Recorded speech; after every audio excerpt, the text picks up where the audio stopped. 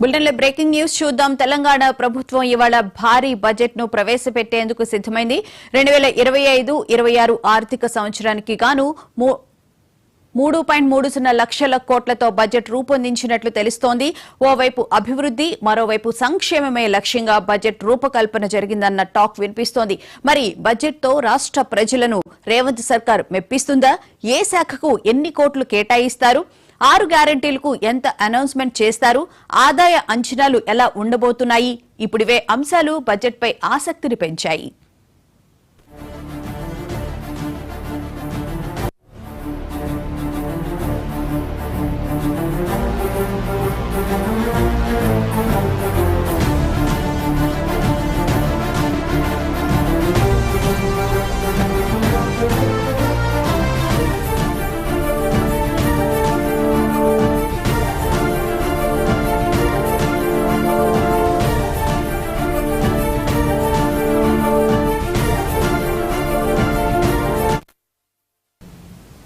కాంగ్రెస్ ప్రభుత్వం రెండో బడ్జెట్ ను ప్రవేశపెట్టేందుకు సర్వం సిద్దమైంది. ఈసారి సుమారు 3.30 లక్షల కోట్లతో బడ్జెట్ ను ప్రవేశపెట్టనున్నట్లు తెలుస్తోంది. సంక్షేమం, అభివృద్ధి మేళవింపుగా కేటాయింపులు ఉంటాయన్న టాక్ ఆర్థిక శాఖ వర్గాల నుంచి వినిపిస్తోంది. విద్య, వైద్యం, వ్యవసాయం, 6 గ్యారెంటీలు, RRR, ఫ్యూచర్ సిటీ, మెట్రో విస్తరణతో పాటు మూసీ పునర్జీవానికి అవసరమైన నిధులు ఈ బడ్జెట్ లో కేటాయించనున్నట్లు తెలుస్తోంది. ఇక ఇదే అంశానికి సంబంధించిన పూర్తి వివరాలను మా ప్రతినిధి రామ్ నరేష్ లైవ్ లో అందిస్తారు. రామ్ నరేష్, చెప్పండి, ముఖ్యంగా ఈ రోజు తెలంగాణ బడ్జెట్ కి సంబంధించి ఎలా ఉండబోతుంది అని చెప్పి ప్రజలతో పాటు అందరూ ఆసక్తిగా ఎదురు చూస్తూ ఉన్నారు.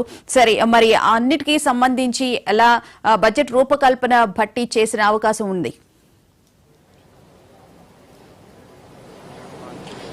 భువన, తెలంగాణ అసెంబ్లీ బడ్జెట్ సమావేశాలు మరికొద్ది సేపట్లో ప్రారంభం కానున్నాయి. ఈ రోజు శాసనసభలో, అదేవిధంగా మండలిలో ఈరోజు తెలంగాణ బడ్జెట్ అయితే ప్రవేశపెడుతున్నారు. బడ్జెట్ పై తెలంగాణ ప్రజలంతా ఎంతో ఆసక్తిగా ఎదురు చూస్తున్నారు. అయితే మనకు అందుతున్న సమాచారం ప్రకారం అయితే ప్రభుత్వం ఇచ్చిన 6 గ్యారెంటీలు, అదేవిధంగా సంక్షేమ పథకాలకు అధిక కేటాయింపులు ఉండే అవకాశాలు ఎక్కువగా కనపడుతున్నాయి. రాష్ట్ర ప్రభుత్వం ప్రవేశపెడుతున్న ఈ బడ్జెట్ పై అంతా కూడా ఆసక్తిగా ఎదురు చూస్తున్నారు. ఎందుకంటే ప్రభుత్వం ఇచ్చిన హామీలు అమలు చేయాలంటే కూడా ఏదైతే 6 గ్యారెంటీలు ఉన్నాయో, అదేవిధంగా 420 హామీలు ఉన్నాయో వాటికి ఎక్కువగా కేటాయింపులు చేయాల్సి ఉంటుంది. అదేవిధంగా రైతు సంక్షేమానికి ఎక్కువగా కేటాయింపులు చేయాల్సి ఉంటుంది. వీటికి సంబంధించి బడ్జెట్ లో ఆర్థిక శాఖ మంత్రి ఏ విధంగా కేటాయింపులు చేస్తారనేది అంతా ఆసక్తికరంగా ఎదురు చూస్తున్నారు. ఉదయం 9:30 గంటలకు అసెంబ్లీ కమిటీ హాల్లో కేబినెట్ సమావేశం ప్రారంభమవుతుంది. ప్రారంభమైన తర్వాత 2025-26కు సంబంధించిన వార్షిక బడ్జెట్ ను కేబినెట్ ఆమోదం తెలుపుతుంది. ఆ తర్వాత ఉదయం 11 గంటలకు డిప్యూటీ సీఎం, అదేవిధంగా ఆర్థిక శాఖ మంత్రి అయిన బట్టి విక్రమార్క బడ్జెట్ ను అసెంబ్లీలో ప్రవేశపెడతారు. గత బడ్జెట్ లో దాదాపు 2,91 కోట్లను బడ్జెట్ గా ప్రవేశపెట్టారు. అయితే ఈసారి 3,10 కోట్ల నుంచి దాదాపు 3,20 కోట్ల వరకు ఈ బడ్జెట్ ఉండే అవకాశాలు ఉన్నట్లుగా మనకి సమాచారం అందుతుంది. అయితే ఈ బడ్జెట్ కి సంబంధించి అంటే ఇటు మండలిలోనేమో శ్రీధర్ బాబు బడ్జెట్ ను ప్రవేశపెడతారు.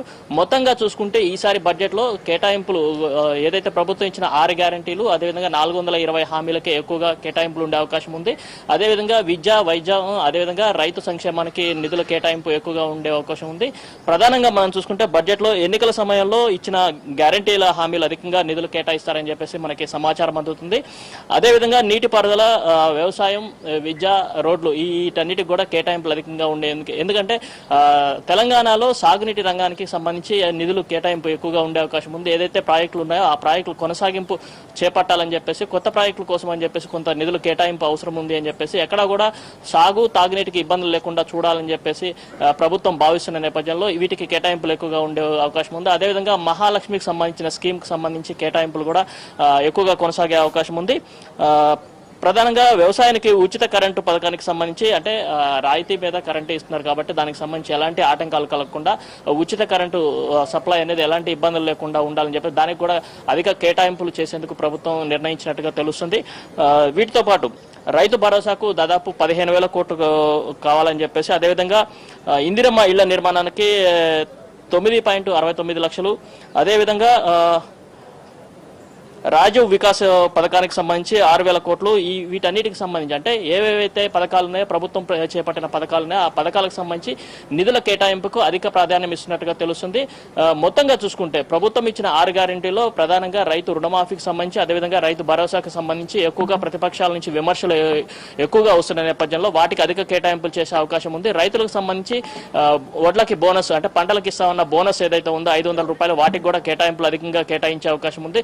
రాష్ట్ర ప్రభుత్వం ఏదైతే బడ్జెట్ ప్రవేశపెట్టిందో ఆ బడ్జెట్ లో ఎక్కువగా సంక్షేమానికి పెద్దపీట వేసే అవకాశాలు ఎక్కువగా కనపడుతున్నాయి. ఎందుకంటే తెలంగాణ రాష్ట్రంలో కాంగ్రెస్ ప్రభుత్వం అధికారంలోకి వచ్చిన ఈ రెండో బడ్జెట్ ప్రవేశపెడుతున్న నేపథ్యంలో ఈ బడ్జెట్ లో ఇచ్చిన హామీలు అమలు చేయడం లేదని చెప్పేసి ప్రతిపక్షాలు విమర్శలు చేస్తున్న నేపథ్యంలోనే అధికంగా సంక్షేమ పథకాలకు కేటాయించాలని చెప్పేసి ఇటు సీఎం రేవంత్ రెడ్డి కానీ బట్టి విక్రమార్క సమాలోచనలు చేసి ఈ సంక్షేమ బడ్జెట్ ను ప్రవేశపెట్టే అవకాశాలు అయితే ఎక్కువగా కనపడుతున్నాయి. మరోవైపు ఏదైతే రాష్ట్రానికి సంబంధించిన ఆదాయ మార్గాలు ఉన్నాయో వాటిని పెంచేందుకు కూడా ప్రభుత్వం చర్యలు తీసుకుంటున్నట్టు తెలుస్తుంది. మరోవైపు రెవెన్యూ నుంచి రావాల్సిన ఏదైతే నిధులు రాక తగ్గుతుంది కాబట్టి వీటికి సంబంధించి కొన్ని కీలక నిర్ణయాలు కూడా తీసుకునే అవకాశాలుగా కనిపిస్తుంది. రాష్ట్ర సంబంధించేసి కొంత అంటే గతంలో చూసుకుంటే ఈసారి అప్పులు ఎక్కువగా ఉన్నాయి కాబట్టి వాటిని తగ్గించుకునే విధంగా ప్రభుత్వం ప్రయత్నాలు చేస్తుందని చెప్పేసి ఇటీవల సీఎం గానీ అదేవిధంగా బట్టి విక్రమార్క చెప్పిన పరిస్థితి కనిపిస్తుంది.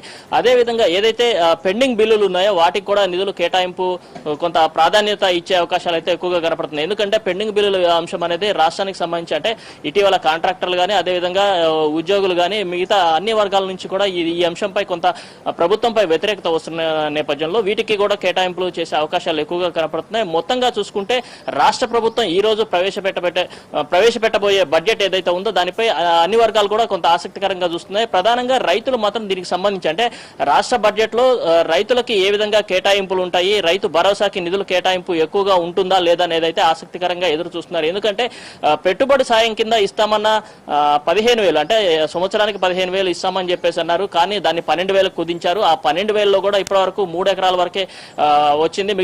మిగతా వాళ్ళకి రాలేదు. కాబట్టి కేటాయింపులు ఎక్కువగా ఉంటేనే తమకు ఈ పెట్టుబడి సాయం అందుతుందని చెప్పేసి రైతులంతా ఆసక్తికరంగా ఎదురు చూస్తున్నారు. అదేవిధంగా విద్యా వైద్యానికి కూడా అంటే రాష్ట్రంలో విద్యా పురోగతి కానీ అదేవిధంగా వైద్యానికి సంబంధించి మెరుగైన వసతులు కల్పించేందుకు ఎక్కువగా కేటాయింపులు చేయాలని చెప్పేసి కోరుతున్న పరిస్థితి కనిపిస్తుంది. అయితే రాష్ట్ర ప్రభుత్వం ప్రవేశపెట్టబోయే బడ్జెట్ పై అంతా ఆసక్తికరంగా ఎదురు చూస్తున్న నేపథ్యంలో బట్టి ఏ విధంగా అన్ని వర్గాలను సంతృప్తి పరుస్తారా లేదా అనేది అయితే మరికొద్దిసేపు అయితే వేచి చూడాల్సిన పరిస్థితి ఉంది. మొత్తంగా చూసుకుంటే ఈసారి బడ్జెట్ సంబంధించేసి సంక్షేమ రంగానికి పెద్దపీట వేసే అవకాశం ఉంది. అదేవిధంగా ప్రధానంగా ప్రభుత్వం ఏదైతే చేపట్టిందో మెట్రో విస్తరణ అదేవిధంగా ఫ్యూచర్ సిటీ వీటికి సంబంధించి కూడా నిధుల కేటాయింపు ఎక్కువగా చేసే అవకాశం ఉంది. అదేవిధంగా సీఎం రేవంత్ రెడ్డి కలల ప్రాజెక్ట్ అయిన మూసీ పునరుజ్జీవ ప్రాజెక్టుకి నిధుల కేటాయింపు అనేది ఎక్కువగా ఉండే అవకాశాలు అయితే ఉన్నాయి. ఈ 3 ప్రాజెక్టులు అంటే ఫ్యూచర్ సిటీ అదేవిధంగా మెట్రో విస్తరణ అదేవిధంగా ఫ్యూచర్ మన మూసీ మూడు ప్రాజెక్టులు అంటే మూసీ పునరుజ్జీవం ఈ మూడింటికి కూడా అధికంగా నిధులు కేటాయించే అవకాశాలు ఎక్కువగా కనపడుతున్నాయి. ఎందుకంటే ఈ 3 ప్రాజెక్టులు సీఎం డ్రీమ్ ప్రాజెక్ట్స్ గా ఉన్నాయి కాబట్టి వీటి విషయంలో నిధుల కేటాయింపు అనేది ఎక్కువగా ఉండే అవకాశాలు అయితే కనపడుతున్నాయి. అయితే బట్టి వీటన్నిటిని సంతృప్తి పరుస్తూ బడ్జెట్ ను ఏ విధంగా ప్రవేశపెడతారని అయితే మరికొద్దిసేపు వేచి చూడాలి. ఉదయం 9:30 గంటలకు కేబినెట్ మీటింగ్ అయిన తర్వాత ఈ బడ్జెట్ ని ఆమోదం తెలుపుతారు. ఆమోదం తెలిపిన తర్వాత 11 గంటల 14 నిమిషాలకు బట్టి అసెంబ్లీలో ఈ బడ్జెట్ ను ప్రవేశపెడతారు. బడ్జెట్ ప్రవేశపెట్టిన తర్వాత దీనిపై కొంత చర్చ జరిగే అవకాశం ఉంది. అయితే దీనికి సంబంధించి అంటే ఈ రోజు బడ్జెట్ ప్రవేశపెట్టిన తర్వాత సభ్యులు ఈ బడ్జెట్ మొత్తం ప్రిపేర్ అవ్వడానికి రేపు మాత్రం అసెంబ్లీకి కానీ మండలికి కానీ సెలవు ఇస్తారు. ఆ తర్వాత ఎల్లుండి దీనికి సంబంధించి అంటే ఏదైతే బడ్జెట్ ప్రవేశపెడతారో దానికి సంబంధించిన డిస్కషన్స్ అయితే ఎల్లుండి నుంచి ప్రారంభమవుతాయి. బూనా అయితే గత సంవత్సరం చూసుకుంటే 2,91,000 కోట్లతో బడ్జెట్ ని ప్రవేశపెట్టారు. ఈసారి చూస్తే 3,30,000 కోట్లతో బడ్జెట్ ప్రవేశపెడతారంటున్నారు. వ్యత్యాసం 15% ఉంది. అయితే కరోనా వచ్చిన ఏడాది తప్పితే మిగిలిన ప్రతి సంవత్సరము బీఆర్ఎస్ హయాంలో ముఖ్యంగా 25,000 కోట్ల నుంచి 35 కోట్ల వరకు కూడా బడ్జెట్ ని పెంచడం జరిగింది. ఆ నేపథ్యంలోనే ఇప్పుడు ఈ సంవత్సరం ప్రవేశపెట్టబోయే బడ్జెట్ వచ్చేసి 3,30,000 కోట్లుగా చెప్తూ ఉన్నారు, అంచనా వేస్తూ ఉన్నారు. సో మరి దీనికి అధిక ప్రాధాన్యత అభివృద్ధికి ఇవ్వడంతో పాటు ముఖ్యమంత్రి చెబుతున్నట్టు ఇందిరమ్మ ఇళ్లకి కూడా ఎక్కువ ప్రాధాన్యత ఇచ్చే అవకాశం ఉంది అని కూడా అంటున్నారు. రామ్ నరేష్.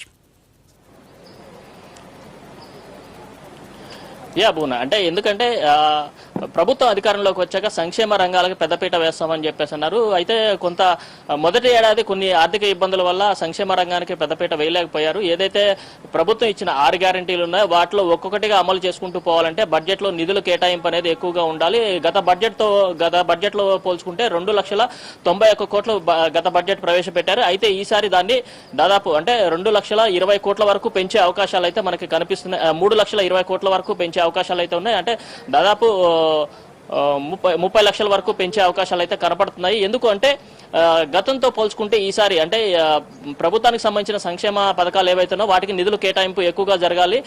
ప్రధానంగా ఫ్యూచర్ సిటీ మీద ఎక్కువగా ప్రభుత్వం ఫోకస్ చేస్తుంది. అదేవిధంగా మెట్రో కారిడార్ విస్తరణ, అదేవిధంగా మూసి పునరుజ్జీవం, వీటితో పాటు ఇందిరమ్మ ఇళ్లు అయితే డ్రీమ్ అంటే ప్రభుత్వం ఇచ్చిన హామీల్లో ప్రధానంగా ఉన్నాయి. వీటికి సంబంధించి నిధుల కేటాయింపు అనేది ఎక్కువగా ఉండాలి. ఇందిరమ్మ ఇళ్లకు సంబంధించేసి ప్రభుత్వం లాంఛనంగా ప్రారంభిస్తామని చెప్పేస్తున్నారు. దానికి కొంత నిధుల కొరత వల్ల కొద్దిగా ఆలస్యం అవుతున్న పరిస్థితి ఉంది. కాబట్టి ఈ బడ్జెట్ లో నిధుల కేటాయింపు చేసి ఆ పథకాన్ని ఇంప్లిమెంట్ చేయాలని చెప్పేసి ప్రభుత్వం భావిస్తుంది. అదేవిధంగా మహాలక్ష్మి పథకంతో పాటు మహిళలకు ఇస్తామన్న ఏదైతే ఆసరా పెన్షన్లు కానీ అదేవిధంగా 2,500 ఇస్తామని చెప్పారు. వాటికి సంబంధించిన కేటాయింపుల విషయంలో కూడా ప్రభుత్వం కొంత ఒక అడుగు ముందుకేసే అవకాశాలు ఉన్నాయి. గతంలో ఉన్న పెన్షన్లు కూడా పెంచే అవకాశాలు ఉన్నట్లుగా మనకు సమాచారం అందుతుంది. వాటన్నిటికి కూడా నిధులు కేటాయించాలంటే బడ్జెట్ ను పెంచుకుంటూ పోవాల్సిన పరిస్థితి ఉంది. అయితే ఆదాయ మార్గాలకు సంబంధించి అంటే రాబడి ఏ విధంగా ఉంటుంది అనే దానిపై బట్టి కొంత కసరత్తు బట్టి కానీ అదేవిధంగా ముఖ్యమంత్రి ఆదేశాల మేరకు కొంత కసరత్తు చేశారు. కాబట్టి ఏదైతే సంక్షేమ రంగానికి ప్రభుత్వం నిధులు కేటాయిస్తామని చెప్పిందో వాటికే ఎక్కువగా పెద్దపీట వేసే అవకాశాలు ఉన్నాయి.